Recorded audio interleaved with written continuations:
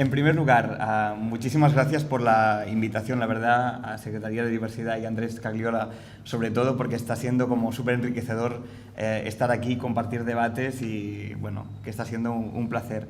En segundo lugar, aparte de todo eso que ha dicho Niki, soy ex-acomodador y estaba sufriendo por la gente que está ahí, que no ve nada. Tenéis permiso para levantaros y redistribuiros porque hay espacios, ¿eh? Pero, bueno, vale, está dicho. Entonces, yo lo que haré básicamente es como una versión pop de lo que ha planteado Marta. O sea, no voy a añadir complejidad académica, sino que voy a bajar estos debates. Un cómic que ilustra esta idea de la interseccionalidad, ¿no? Aquí tenemos a Bob, que es un triángulo con rayas. Podría estar orgulloso de ser un triángulo con rayas, pero tiene un problema que es que no encuentra su lugar en el mundo, porque la gente se organiza por tamaños o por estampados y, de alguna forma, él queda fuera de esta lucha, ¿no? Y ni la lucha de los a rayas ni la lucha de los triángulos no rayados le encaja, y las demandas que tiene como triángulo rayado no son la suma de todas las formas rayadas y de todos los triángulos no rayados, ¿de acuerdo? Por lo tanto, este es el punto, ¿no? Esto es una breve aplicación de lo que ha comentado Marta, tan complicado, ¿no? Por lo tanto, las personas, al cruzarnos, no somos solo la suma de lo que le pasa a triángulos y a rayas, sino que somos otra cosa que tiene otras necesidades que tenemos que poder abordar. Yo creo que estamos en un momento, y creo que estas jornadas también se inscriben aquí, en que estamos como cambiando de capítulo, ¿no? Hasta ahora era como muy frecuente acabar unas jornadas diciendo la respuesta es la interseccionalidad. Ya, aplaudíamos, nos íbamos y ya se había acabado la jornada. Y de repente está empezando la gente a decir, vale, nos habéis convencido, ¿cómo se hace? ¿No? Y yo creo que estamos en un momento también allí en que estamos en ese momento de que de repente te devuelven la pregunta y tú, ¿qué respondes? Pues vamos a construir, ¿no? Porque no tenemos una respuesta. Creo que es un momento profundamente ilusionante porque nos permite mirar desde un lugar más complejo y al mismo tiempo tengo la sensación de que puede haber algo de frustración, ¿no? Porque es como el concepto de interseccionalidad es como brillante, como es de repente como ¿cómo será? No lo sé, pero seguro que es espectacular. Y al final, cuando vamos bajando los conceptos, ya sabemos que, bueno, pues pierden algo de brillo, acaban concretándose en un pequeño proyectito potente, pero que tampoco es como la panacea, ¿no? Y yo creo que es importante que sepamos cómo bajar este concepto y tener las agallas de jugar con él y de experimentar y ver dónde nos va llevando, sabiendo que eso, el riesgo es que no colme nuestras expectativas, ¿no? De este concepto me parecen interesantes unas cuantas cosas. En primer lugar, que como decía Marta, y como veremos algún ejemplo después, nos sitúa en esta posición compleja de opresores y oprimidas, ¿no? Y por lo tanto, me parece que políticamente nos lleva a romper con esta tentación de la victimización, ¿no? Y por lo tanto, como a veces es como más cómodo, ¿no? Yo me voy a reivindicar como gay, o maricón, o puto, lo que me apetezca, ¿no? Porque me ponen en una situación de lucha, ¿vale? Y yo como clase media, y yo como hombre cis, y yo como persona blanca, ¿qué me pasa? ¿No? ¿Por qué de repente como me construyo desde un lugar, desde que me da una identidad de lucha, pero todos los demás como configuran mi identidad y ¿yo qué hago con las otras? En que no es tan cómodo, porque hablar de privilegio no es tan cómodo, ¿no? Yo creo que, además, la interseccionalidad nos permite como evitar dos problemas, ¿no? Que es esto que llamo la aritmética de la opresión. En primer lugar, nos dice, como comentaba Marta antes, que no se trata de que haya una fundamental, que es como lo que pasaba en el marxismo clásico, ¿no? O en el feminismo clásico, no, y el marxismo es clave, ¿no? Cuando se quejaban las mujeres marxistas, era no, primero clase, cuando ya hemos resuelto clase, todo lo demás ya está, ¿no? Automáticamente ya se irá resolviendo, ¿no? Pues no, esto es un poco más complejo. En segundo lugar, la interseccionalidad también rompe con la lógica esta de que las opresiones se suman. ¿no? Esta idea, por ejemplo, de las lesbianas son el doble de discriminadas, como mujeres y como lesbianas. Claro, si extendemos un poco esta lógica de que las discriminaciones se suman, podemos llegar a un tanto absurdo, ¿no? Porque de repente podríamos decir, vale, una mujer lesbiana de clase alta sería 1, 1 menos 1, ¿no? Tendría como 2 puntos de opresión y 1 de privilegio, pero claro, si encima es de blanca, ya estamos a 0, ¿no? O sea, exactamente dónde nos lleva la lógica de que es un tema cuantitativo, ¿no? Y que a partir de aquí podemos establecer esa especie de coeficiente, ¿no? De tú qué número eres, ¿no? ¿Yo qué? Yo soy 3, ¿no? Porque además, yo creo que la clave está en entender, y vuelvo a este ejemplo, que las desigualdades no se pueden medir cuantitativamente en qué punto estás de esta escala simbólica, sino que son cualitativas, ¿no? Y, por ejemplo, en relación a gays y lesbianas, ¿qué nos encontramos? Que mayoritariamente el problema fundamental de las mujeres lesbianas ha sido la invisibilidad, la negación de su existencia en un marco cultural que es androcéntrico, ¿no? Y por tanto, como la idea de unión afectivo-sexual entre mujeres, creo como algo que choca, ¿no? Y en el caso de los hombres el problema no ha sido la invisibilidad, el problema ha sido el estigma. La noción estaba allí, asociada a insultos, etcétera, etcétera, ¿no? Por tanto, yo no sé, yo no podría decir si es peor la invisibilidad social o que te insulten o te agredan por la calle ¿no? Para mí no es un tema de que tengamos que competir a ver qué número ponemos a esto. Un modelo que bebe mucho de esta idea es un modelo clásico que se utiliza en teoría queer, en teoría de género, que es de Gail Rabin, que plantea esta jerarquía, ¿no? entre posiciones, ¿no? Que de alguna forma, al establecer una jerarquía, te está diciendo que eso, de alguna forma, se puede cuantificar, ¿no? Y puede estar más arriba o más abajo de esta jerarquía. Yo, respecto a esta autora, que además es como súper reconocida y como muy, muy querida, yo me he discutido varias veces con mucha gente, ¿no? ¿Por qué? Primero porque está esta idea de que es algo como jerárquico, y si es jerárquico es que de alguna forma lo estás numerando, ¿no?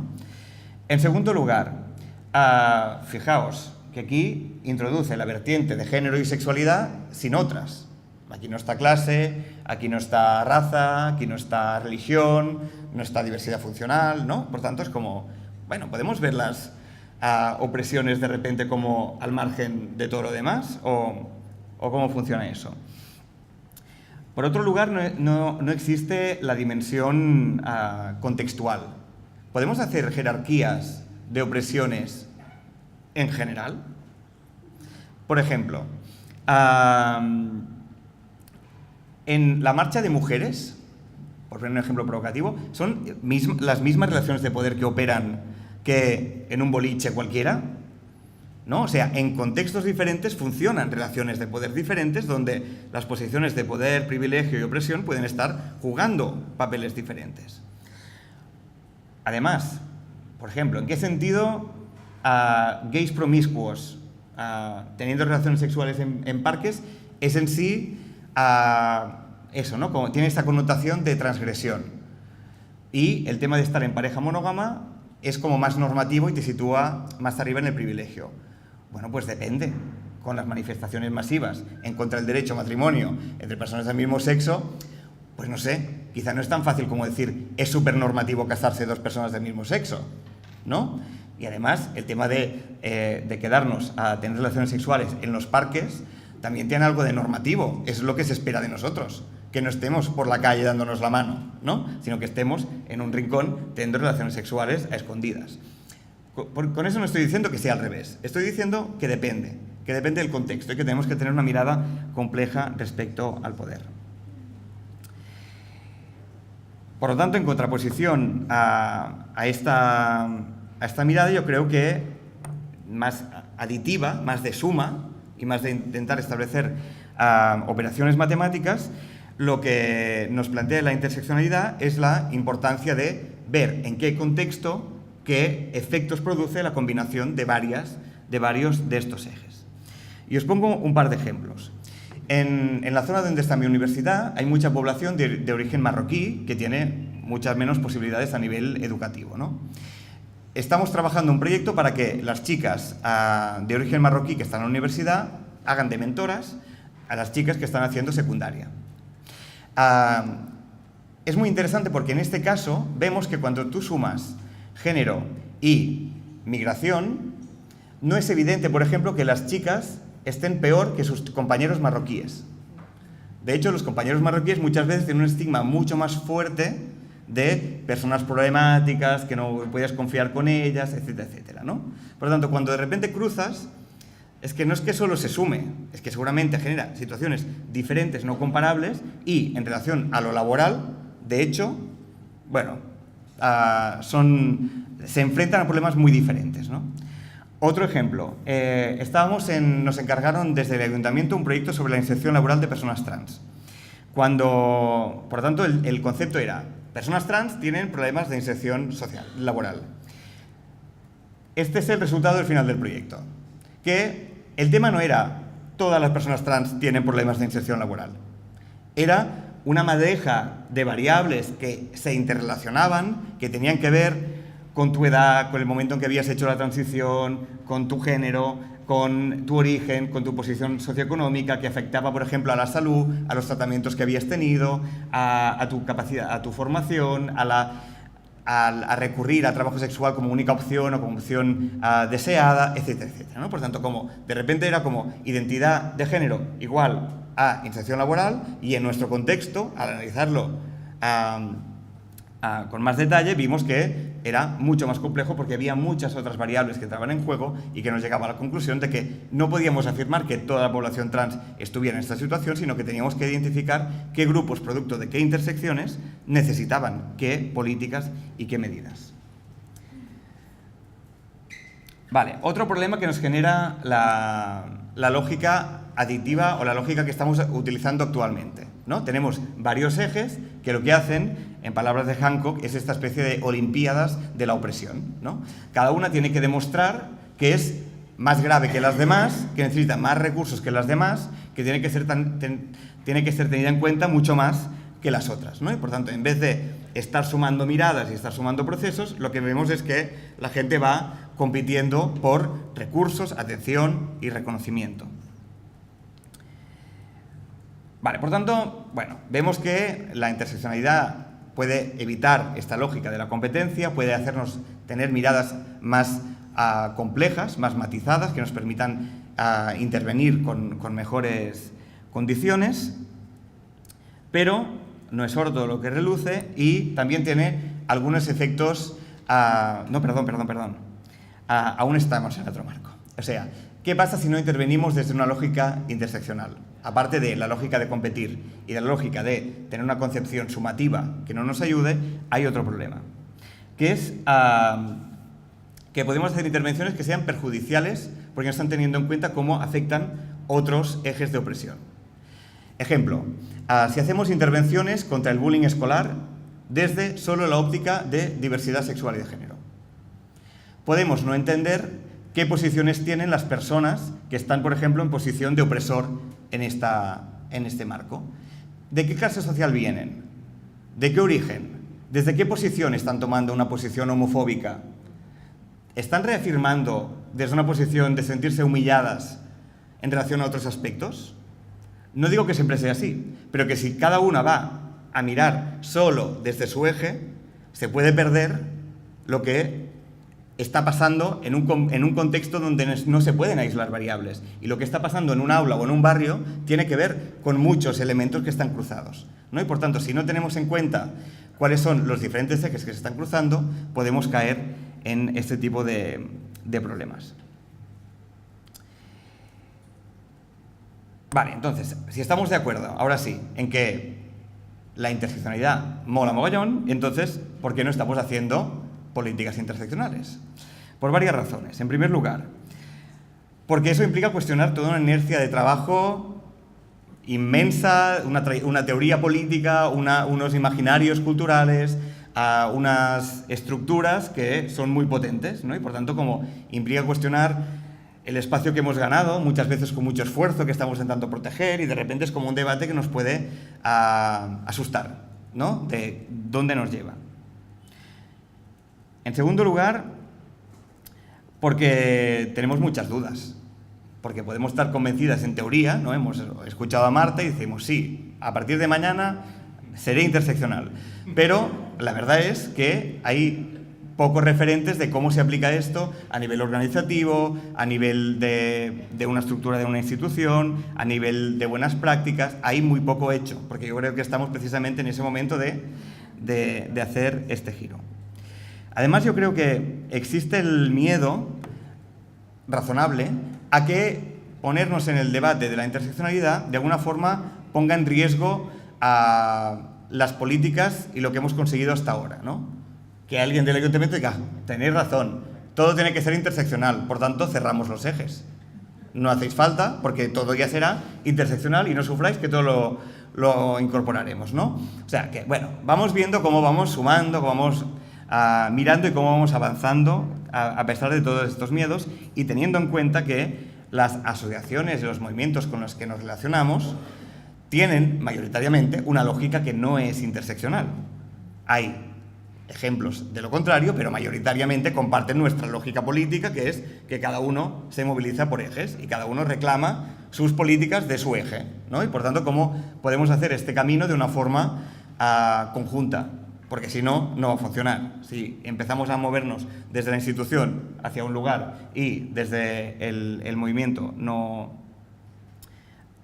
se sigue y no se entra en este debate para ver cómo se aplica, pues tendremos dificultades, ¿no? Ya para acabar, como os decía, o sea, no hay para nada recetas, sino que lo que he intentado hacer es pensar como en ideas o movimientos que nos están permitiendo como acercarnos a estos planteamientos. En primer lugar, yo creo que un aspecto en el que sí que estamos avanzando y se ha puesto de relieve en la primera mesa, esta idea que estamos teniendo en cuenta que el sujeto de las políticas siempre es más complejo de lo que a priori teníamos en la cabeza, ¿no? Y yo creo que aquí ya estamos avanzando en entender que no hay la mujer, ni la trans, ni la persona afrodescendiente en general. No existe. Y cuando pensamos en general, pues bueno, vayamos a ver qué presupuestos hay detrás y qué qué posibilidades estamos negando, ¿no? Por lo tanto, yo creo que en un punto sí que estamos avanzando, que es esta idea de complejizar el sujeto político.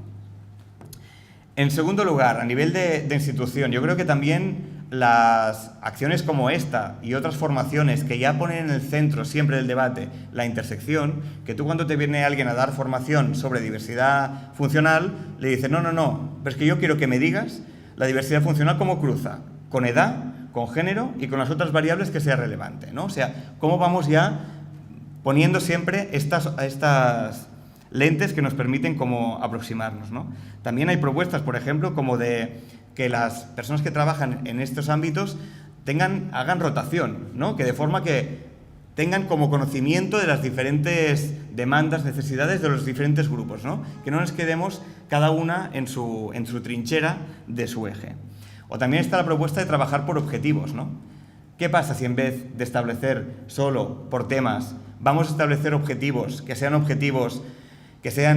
interseccionales y que impliquen que gente de diferentes equipos, gente de urbanismo, gente de género, gente LGTB, de diversidad funcional, de movilidad, empiecen a trabajar juntos en un mismo objetivo? No desde la lógica de yo tengo mi objetivo y que se sumen, sino creamos un objetivo, objetivos transversales desde los que trabajar.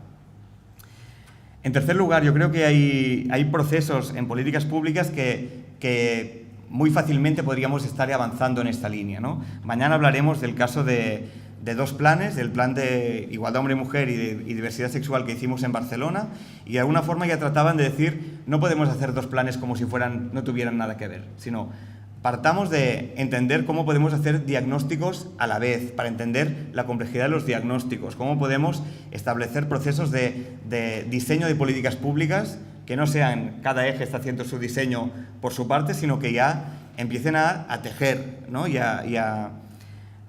a sumar, porque a veces como la sensación es la interseccionalidad en un marco de competencia por recursos es complicada, porque implica como desdibujar eso, pero al mismo tiempo, de hecho yo creo que la interseccionalidad muchas veces lo que nos permite es aprovechar los recursos. Hacer procesos en paralelo que crucen varios ejes nos permite tener mucho más alcance que lo que estamos teniendo ahora, ¿no? Otros ejemplos concretos. Un ejemplo que sé que también está en prueba piloto aquí en Uruguay, que es la red de escuelas e institutos por la igualdad del Ayuntamiento de Barcelona, ¿no? Este proceso es un proceso por el cual la gente responsable de los diferentes ejes dejan de estar acosando a la gente de educación, que están hartas de que les vengan a perseguir cada uno diciendo no, es que mi eje es el más importante, y pasa por un proceso por el que hay un proceso de coordinación en que se consensúa cómo abordar los diferentes ejes en diferentes momentos del proceso educativo, implicando todo el profesorado y añadiendo todos esos ejes en el material docente y en todas las asignaturas, ¿vale? Por tanto, en vez de estar ahí compitiendo, como de repente creamos un marco donde hay muchas más posibilidades de interseccionalidad. En la lógica de los diagnósticos, se me ocurría también ese mapa forma parte de un proyecto en el que trabajamos con Marta hace muchos años, que era el diagnóstico de los usos de un barrio, ¿no? Y en una parte del trabajo lo que hicimos fue, a la gente la parábamos con un mapa y le decíamos, cuéntame tus recorridos, cuéntame los lugares que te dan miedo, los que evitas, los que te sientes cómoda. ¿Qué pasaba? Que de repente nos dábamos cuenta que había muchos barrios, ¿no? Y que los espacios de seguridad de una población eran los espacios de miedo de otra, ¿no? Y cómo de repente, en tus movimientos, en tus trayectorias en ese barrio, a veces era relevante tu género y a veces era relevante tu origen o tu edad, ¿no? En esta idea del contexto que os decía antes, ¿no? O sea, no había una fórmula, no es los recorridos de las mujeres son estos, no, era mucho más complejo, ¿vale? Y cuando lo aterrizabas en el barrio, de repente aparecía esta intervención, ¿no? Por lo tanto, cuando hacemos intervenciones en espacios públicos, en barrios, cuando queremos hacer un diagnóstico, imaginaros el riesgo de estar abordando solo desde un eje, sin entender la complejidad de estos cruces de ejes. Y también otro ejemplo, ¿no? El de las medidas contra el bullying. Antes les decía, me parece peligroso como hacer intervenciones que solo tengan en cuenta un eje, porque nos pueden estar invisibilizando otros ejes que están entrando en cuestión. Incluso podemos acabar, de alguna forma, reforzando la idea, por ejemplo, de, bueno, es que la gente de determinados orígenes es más homófoba. La gente de clase baja es más homófoba. Bueno, claro, tú estás pillando desde un lugar y no estás cruzando, por ejemplo, por clase y origen. Ponte desde allí y a ver qué pasa. ¿En qué momentos los LGTB también jugamos un papel de opresor en relación a qué sentido? ¿No? Por tanto, como poder ver este marco más complejo. Es muy complicado porque, claro, como funcionamos por ejes y cada eje tiene su presupuesto y tiene sus prioridades y quiere hacer sus talleres, ¿no? En los institutos o sus intervenciones, es muy complicado, pero al mismo tiempo, como me parece como muy factible pensar que llegamos a un lugar y en vez de partir de un eje, partimos de qué pasa en ese lugar, partimos de preguntar, partimos de investigar qué es lo que está en juego y a partir de aquí desplegamos las intervenciones que sean necesarias, ¿no? Bueno, tengo la sensación que queda como poco, porque la verdad es que pensando en propuestas concretas y en medidas y en ejemplos como, bueno, ya os digo, creo que estamos como recién empezando, ¿no? Pero creo que nos pueden servir para pensar colectivamente y ir haciendo estos pasos que nunca serán tan brillantes como el concepto, pero permitirán concretarlo y tenerlo entre las manos, ¿no? Y para acabar, quería acabar con esta cita que dice, si vienes a ayudarme, estás perdiendo tu tiempo, pero si vienes porque tu liberación está ligada a la mía, entonces trabajemos juntas. Gracias.